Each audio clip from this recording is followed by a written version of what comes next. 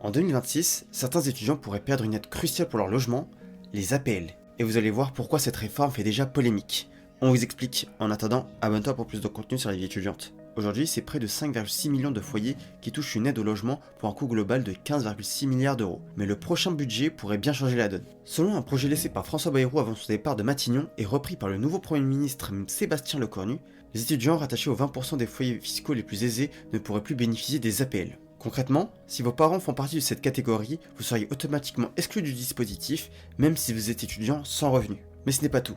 Les étudiants étrangers pourraient être aussi concernés. Avec plus de 430 000 étudiants venus de l'étranger inscrits en France en 2023-2024, la mesure viserait une population importante et déjà fragile face au coût du logement. L'objectif affiché par le gouvernement, 300 millions d'euros d'économie rien que sur cette réforme. Et l'offensive pourrait aller encore plus loin. Une année blanche avait été aussi évoquée pour 2026, cela signifie que les APL ne seraient pas revalorisés avec l'inflation. Concrètement, ce qui se fait chaque année.